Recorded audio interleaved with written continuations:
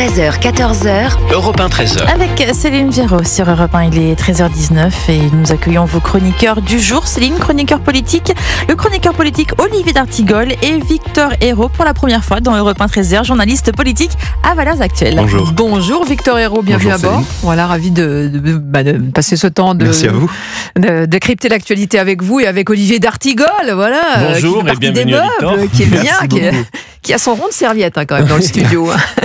Ça fait un peu, voilà. Et à 13h19, on va comme chaque jour décortiquer l'actualité et ce déplacement d'Emmanuel Macron à Mayotte, le président qui avait donc décidé de prolonger sa visite pour aller au contact des sinistrés. 6 jours après le passage du cyclone, l'urgence est sanitaire, de l'eau potable.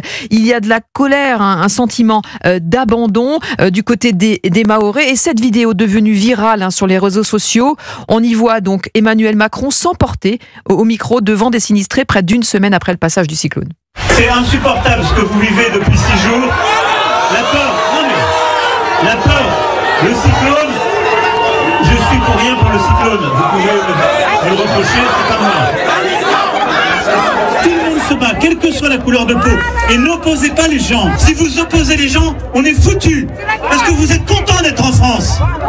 Parce que si c'était pas la France, pour vous dire, vous seriez 10 000 fois plus dans la merde. Voilà, Emmanuel Macron dans le texte, au milieu de cette population évidemment désespérée. Olivier d'Artigol, comment est-ce que vous interprétez les propos du président ? Il a manqué de sang-froid ? Il y a une mémoire chez les Mahorais, comme pour tout le monde, une mémoire vive. Elle n'est pas si souterraine que ça. Il faut remonter au début du premier quinquennat d'Emmanuel Macron, où il prend des engagements publics, où il fait des promesses très fortes sur l'allongement de la piste de l'aéroport pour justement accueillir des avions gros porteurs, sur l'hôpital, sur la crise migratoire, sur l'accès à l'eau potable. Voilà, donc ils savent qu'il y a eu ça. Et vraiment, je vous assure, comment dire, bien évidemment, le chef de l'État doit ressentir des choses très fortes. Il doit ressentir une émotion, une compassion, je ne peux pas douter de ça. Mais le fait que le concernant dans de tels moments qu'on a déjà vécu, on a le sentiment que la communication prend le dessus et qu'il se regarde presque en train de ressentir tout cela, ça crée quelque chose de particulièrement gênant. Victor Hérault ? Non mais dès que vous le voyez dans un moment de crise, en chemise avec les manches retroussées, vous savez que le président va déraper. Et là, il renvoie, c'est vrai, une image, mais presque. Pourquoi vous savez qu'il va déraper, vous repensez ? À chaque fois, ça n'a jamais loupé. Ouais. Ça n'a jamais loupé. Dès qu'il a eu les manches retroussées, il a dit quelque chose là, c'était d'une suffisance, même d'un mépris. Je pense que c'est même malgré lui. Il ne peut pas s'empêcher de sortir ce type de phrase. Ce n'est pas moi qui ai causé le cyclone. Enfin, c'est se donner une importance quand même assez considérable. Bon, le cyclone, c'est pas moi. Voilà, le cyclone, c'est pas moi. Bon, encore heureux. Mais je veux dire, il est l'incapacité d'apporter de solutions, tout en disant, ne divisez pas les gens, mais c'est lui qui clive le plus la population. C'est ironique compte tenu de la promesse qu'il a portée en 2017, qu'il allait unir tous les Français. Et si vous voulez, il arrive comme s'il avait tout fait pour sauver le territoire de Mayotte. Ce qui est parfaitement faux. Les Mahorais le savent parfaitement. Et lui arrive comme s'il disait, oui, non mais j'ai tout donné pour vous et vous êtes ingrat quelque part. Vous êtes ingrat, vous me reconnaissez pas, les efforts que j'ai fait pour vous. Alors on l'accuse effectivement d'avoir une mentalité de colon, de ne pas être à la hauteur. Vous voulez dire qu'il donne le bâton pour se faire battre en ayant cette attitude ? Et alors c'est le hasard du calendrier, c'est triste pour lui, mais cette séquence sort pile au moment où le papier du Monde l'accuse d'avoir eu des propos racistes à l'Élysée, d'avoir dit qu'il y aurait, je cite, trop de Mamadou dans l'hôpital. Expliquez-nous les propos racistes à l'Élysée, on va peut-être recentrer pour nos auditeurs. Alors c'est un papier fleuve du Monde qui explique que le président, ce sont des propos rapportés, aurait dit que le problème dans les urgences, dans les hôpitaux en France, c'est qu'il y aurait trop de Mamadou, je cite. Ces propos-là... C'était l'année dernière, ça a été démenti d'ailleurs. Voilà, ça a été démenti par l'Élysée, tout à fait. Ce matin, l'Élysée dément ce matin ces propos. Mais enfin, ça tombe donc la veille de cette séquence-là où effectivement on lui reproche, d'être il y a une question sous-jacente qui est raciale, ça il n'y peut rien vis-à-vis de Mayotte, c'est comme ça, le débat est ainsi fait, mais il arrive avec justement cette suffisance du blanc débarquant au milieu des foules en disant non seulement je n'y suis pour rien, mais surtout écoutez-moi, je vais régler toute la situation, et puis quelque part c'est de votre faute si vous divisez. On peut lui reprocher cette arrogance dont vous parlez, mais on peut aussi lui reconnaître le courage d'aller au contact de la population, il ne s'échappe pas, comme il ne s'était pas échappé à Marseille. Bon, Olivier d'Artigol. Il aime ça, je crois. Oui, mais après, ce qu'il faut regarder, c'est la manière dont ça peut se passer pour Mayotte. Le président ouvre le chemin à une loi qui permettrait justement de ne pas passer par les règlements, un certain nombre de normes. La fameuse loi spéciale qu'il avait déjà dégainée pour les Jeux et pour Notre-Dame. Qui a fonctionné, il est vrai, Céline, sur les Jeux et sur Notre-Dame, et qui a donné des résultats très positif. Il y avait à chaque fois un porteur de projet, qui n'existe pas pour l'instant. Et Georgelin, pour les deux événements. Mais sur cette loi spéciale, le nouveau Premier ministre qui donne un calendrier qui n'a pas été donné par le président de la République, à savoir les 2 ans à venir. Utopique ou pas? Je ne sais pas. Je ne le sais pas à ce stade-là. Il faut aider une mobilisation de moyens financiers, logistiques. Bon, nous verrons. En tout cas, cela nous fait réfléchir à la manière dont le politique, quand il se déplace, et notamment la figure présidentielle, ce président qui pensait et qui pense toujours très certainement que notre peuple n'a pas fait le deuil de son roi, comment dans de tels moments il peut être dans une forme permanente d'hubris qui lui fait oublier la manière dont il devrait se comporter, c'est-à-dire avec moins d'enflure et un peu plus de gestion de lui-même. Pardon, mais en plus c'est la rencontre. Je parlais de dimension raciale, une dimension sociale évidente. C'est la rencontre de 2 mondes. C'est le président des riches entre guillemets.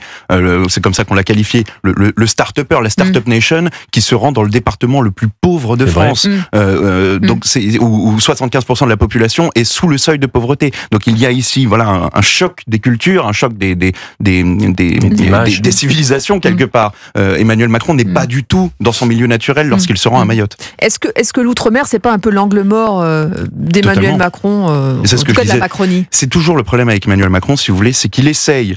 Vous disiez qu'il avait du courage d'aller au contact de la foule. Il avait fait ça à Marseille aussi, on s'en souvient dans les quartiers, il avait retroussé les manches aussi. Il veut toujours, je vous dis, à chaque fois qu'il retrousse les manches, il y a un problème. Mais il veut toujours réussir à gérer parfaitement une situation et à rattraper, à sauver les meubles.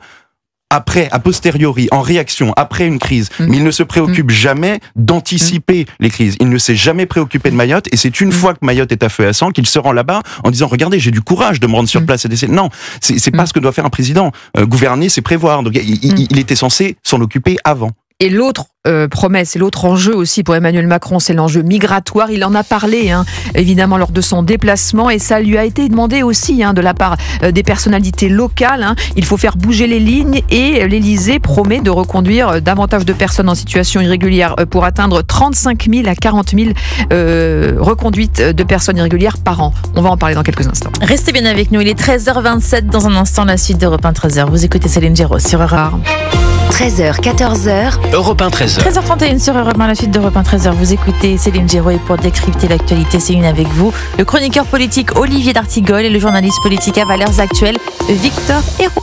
Et on continue à parler de ce déplacement d'Emmanuel Macron sur l'île de Mayotte. Un président en bras de chemise, on l'a dit, écharpe mahoraise autour du cou, qui déambule au cœur des bidonvilles et fait face à des habitants démunis, en colère. Rebâtir Mayotte passera selon lui par un changement de règles. Et là, on parle évidemment de l'enjeu migratoire, un renforcement de la lutte contre l'immigration clandestine. Écoutez. On voit bien qu'on a une difficulté qui est liée à la géographie et l'histoire de Mayotte et de la relation aux Comores, et qu'aujourd'hui les rigidités de nos textes ne sont pas du tout adaptées à la situation. Donc on va durcir les moyens que nous mettons pour lutter contre l'immigration clandestine, au-delà des opérations qu'on a déjà pu faire ces dernières années, et on doit renforcer le travail de reconduite. On va sécuriser aussi les quartiers où habitent les Mahoraises et les Mahorais, pour pas que ces populations viennent piller pour reconstruire leur banga, et on veut dans la durée qu'il n'y ait plus ces bidonvilles. Voilà, Emmanuel Macron qui donc veut augmenter les reconduites de personnes en situation irrégulière pour atteindre 35 000 à 40 000 par an. Olivier d'Artigol. Oui, Mayotte est confrontée à une crise migratoire exceptionnellement grave et intense, comparable à rien d'autre dans notre République. C'est le territoire le plus exposé, pour des raisons en effet géographiques, pour des raisons administrative et le choix des Mahorais. Et on l'a vu se faire interpeller par des Mahorais qui lui demandaient aidez-nous sur ce sujet. Et des raisons de sous-développement économique dans la région, puisque vous vous rendez compte, pour les Comoriens, déjà aller à Mayotte, c'est une amélioration de leur situation. Bon, ne tournons pas autour du pot. Il y aura très certainement des décisions. Ça intégrera très certainement la feuille de route de Bruno Retailleau s'il est maintenu, et c'est cette direction qui est prise, il semblerait. On en parlera dans quelques instants, évidemment, du gouvernement. Mais c'est vrai que vous avez raison de le préciser. La question la plus brûlante sera celle du droit du sol. C'est-à-dire, il peut y avoir des annonces, mais bien évidemment, politiquement, la question la plus incendiaire dans le débat national sera le droit du sol. Victor Hérault. Oui, pour rappeler quelques chiffres, parce que l'auditeur ne se rend peut-être pas compte de la catastrophe migratoire qui se joue à Mayotte. Un habitant de l'île sur 2 est un étranger. 1 sur 2, et vous avez parfaitement raison de parler du droit du sol, puisque les mères qui sont nées à l'étranger, les mères dans le sens les mamans nées à l'étranger qui viennent à Mayotte, sont responsables de 75% des naissances sur l'île. C'est-à-dire que c'est une immigration qui vient chercher la nationalité française en accouchant sur le territoire français et via le droit du sol, donc qui crée des Français. Mais ces gens-là ne sont pas considérés comme étrangers, ils ont la nationalité française. Et le fait d'accoucher dans des conditions déplorables, non plus sécurisées, oui. C'est une catastrophe et humanitaire et pour l'île en termes démographiques. Maintenant, c'est aussi intéressant de voir comment on traite cette question-là avec pudeur d'un point de vue de la métropole. Aussitôt la gauche, dès que Bruno Retailleau ou dès qu'Emmanuel Macron a mentionné la question migratoire en disant que c'était un problème central de l'île, ce qui est vrai, c'est factuel, même les élus et les habitants locaux le disent. C'est ça, la nouveauté. Enfin, la nouveauté, non, c'est pas une nouveauté, mais enfin, c'était flagrant lors de son déplacement. C'était l'éléphant au milieu de la pièce, et puis la gauche métropolitaine dit « Ah non, mais c'est n'importe quoi, c'est des questions d'extrême droite, pas du tout. » Sans connaître les réalités du terrain. C'est une question, Mayotte, si vous voulez, c'est l'avant-garde de cette question migratoire-là. C'est dans quelle mesure est-ce que l'immigration peut être une bombe à retardement pour un territoire. Mayotte je ne pense pas l'exemple le plus abouti de cette question-là. Contrairement à vous, ou est-ce que vous peut-être avancez, je ne pense pas que l'Hexagone soit un jour confronté à une situation identique que ce qui peut se passer entre Mayotte et les Comores. Pas dans telle ampleur. Je rappelle que Mayotte est le dernier territoire. Je rappelle que Mayotte est le dernier territoire à avoir obtenu le statut de département français il y a seulement 13 ans. Bien sûr, c'est 13 ans et puis oui, bien sûr. Mais ça permet deux fois ils ont fait le choix de la France. Après, j'espère qu'une partie de la gauche reste quand même très lucide sur le fait qu'on ne peut pas accueillir dans de bonnes conditions avec de tels flux migratoires. C'est d'abord et en premier lieu les gens qui ne sont absolument pas accueillis, mais qui vivent dans des conditions misérables et qui viennent de se prendre les toiles, l'habitat précaire, les planches sur la gueule. Et avec des corps qui sont en putréfaction aujourd'hui, et des qu'on ne peut pas aussi encore aller chercher tellement l'habitat précaire est reculé et installé dans des zones invivables en fait. Voilà ce qui se passe humainement. La métropole ne connaîtra probablement jamais ce degré d'explosion migratoire. Maintenant, ça donne raison, vous parliez tout à l'heure de Bruno Retailleau, ça donne raison à Bruno Retailleau, qui disait, dans une déclaration qui a fait polémique pour rien, qui disait, non, l'immigration n'est pas systématiquement une chance. Là, c'est la preuve la plus flagrante. L'immigration, c'est un phénomène. Alors, comment faire, alors ? C'est ni bien ni mal. La clé de voûte, c'est le droit du sol. Le droit du sol, c'est évident. Oui. Puis après, il y a le rapport à ces territoires qui ont formé à un moment donné le même peuple, mais avec le régime politique aujourd'hui aux Comores, le président des Comores, qui est très contestable, fait beaucoup de politique aussi. Il a établi un deuil de 15 jours. Bien évidemment, il continue à revendiquer, avoir une exigence territoriale vis-à-vis de Mayotte qu'il souhaiterait récupérer d'une certaine manière. Donc on voit bien qu'il y a là une relation politique et diplomatique à instaurer dans des conditions très dégradées avec les Comores, si on veut régler aussi cette question migratoire. Et il y a eu une réunion de crise ce matin, on le rappelle, à 10h30, donc avec Emmanuel Macron qui était à Mayotte et les ministres concernés, effectivement. Il faut mettre des actions utiles en place.